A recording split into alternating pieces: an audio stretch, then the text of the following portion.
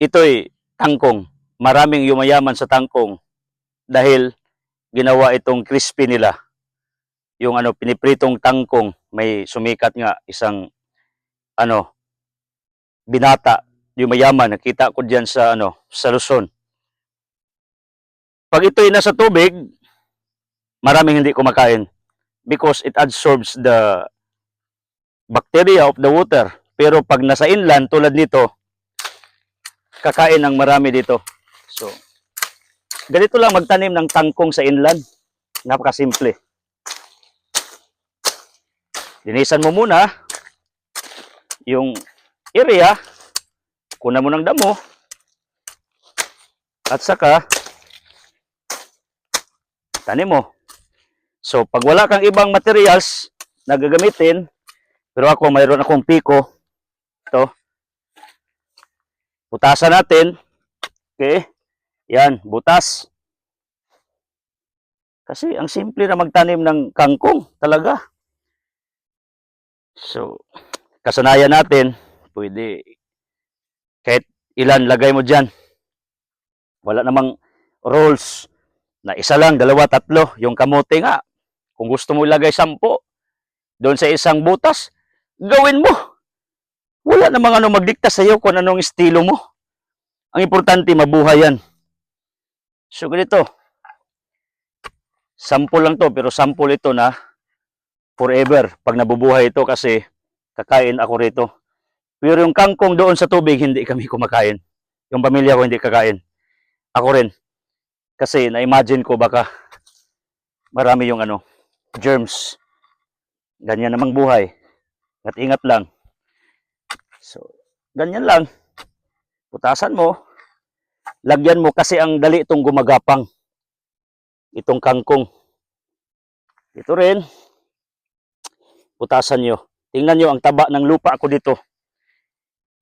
I was afraid kasi nakita ako ng bulate or wate. Oh, evidence of fertility of the soil. Kasi itong bulate or wate, producer ng nutrients sa lupa. Protein yata, I'm not mistaken. That's the reason why kung bakit mayroong mga taong nagkukulture ng wate, yung African na wate or earthworm, African. Kasi ang sipag nilang kumain sa mga damo o anumang pagkain na nilagay mo. Di tulad niyan. Sabi nila, pulpul ba? Sa Bisaya, tapuan. Tulad ng iba, mga pulpul, meaning hindi sila makatanim, hingi ng hingi, or kung may makatanim, magalit. Yun ang ginawa ng iba. Kasi itong mga tao, tamad. Yun ang ibig ko sabihin, tamad yan na klase na wate. So, ganito lang magtanim ng kangkong. Yan. So, noon, nabubuhay kami rito araw-araw when we arrived in Hagna mga 15 years ago. For survival, pumunta ako doon sa rice fields. Nanguha ako ng kangkong doon sa basak, yung may pagka-purple ang kulay. Bisaya na kangkong. Inadobo yun namin for the whole day just to survive. That's our lives in Hagna.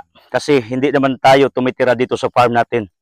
Nandito lang ako kasi may mga workers dito araw-araw. At saka dito ako nagbablog. May isang ang baser ko, sabi niya, ako day bubo. Bakit daw niloko ko mga tao, yung mga tanim ko malaki na. Pero nagkukontents ako 3 months pa. Yung ko sabi ko, saang utak mo nilagay? Yung tanim ko noon pa to. Nagkukontents ako bago lang. What is the relevant?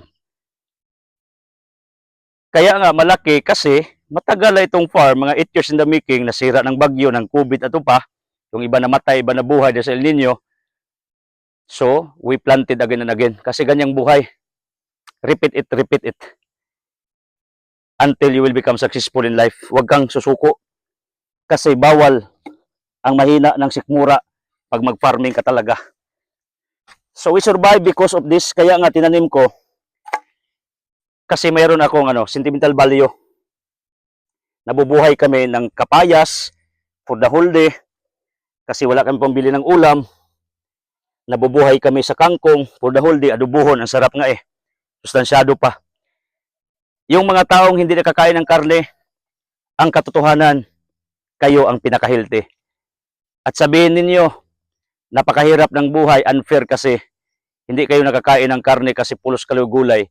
In the first place, kasalanan mo yon. Bakit hindi ka makabili ng karne? Bakit? Hindi ka nagsikap, kaya nga wala kang pira. Kaya nga, wag mong i-blame yung sisihin mo yung mga tao sa Facebook kasi masarap pagkain nila. Kasi maraming pira. Nagkayod sila. They are what they called having a lot of discartes. Kaya wag mong i-blame yung mga taong yumayaman talaga. Bakit? Nagsikap yun, hindi tulad mo. Pero, the advantage of eating such leaves, parang uod, guilty ka. Yung mga mayaman nakabili, na yung sinisisi mo, biniblame mo, siniraan mo, kasi marunong silang dumiskarte sa buhay, mga dalas ang sakit yan. Halos lahat. Anyway, may mga pulubi ring mga may sakit rin na dalar, pero okay na yon, nakakain ng masarap, kahit nagkasakit, at least happy. Yung pulubi, hindi nakakain ng masarap, nagkasakit pa, kawawa. Kaya kawawa talaga mga taong hindi lumalaban at nagdiskarte na tagumpay sa buhay. Tandaan yung sinasabi ko, huwag niyong ibahin ang konsepto ng aking mga turo. Sabihin niyo, ang yabang mo talaga, Itzy Cruzas. No. Because every word, the word that I speak is like a double blade. It penetrates to your souls. Kaya nasasaktan kayo. So yung kangkong, buhay kami for the whole day, papaya, at ito rin, Second Life ko, ito ang ating dalar kakao dito, tumutubo na. Ang taba nga, bakit? May mulching tayo, nilagyan natin diyan ng pataba sa kanyang puno. Yun ang aking ibig sabihin. Yung mga bagay na katulong sa iyo, pahalagahan mo. That's called sentimental value. Part of your memories. Mga taong nakatulong sa iyo, huwag mong kalimutan. Balikan mo. Kaibiginin mo. Ipagdasal mo.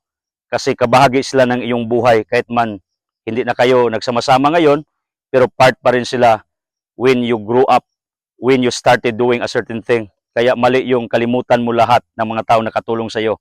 Unless ayaw na sila sa iyo. Yun. Pero kung gusto pa sila sa iyo, kaibiganin mo. Huwag mong kalimutan. That is gratefulness. Yun ang aking pagkatao. I'm so particular to those things or people or mga pangyayari sa buhay ko noon na nakatulong sa aking tagumpay sa buhay sa ngayon. Okay? God bless.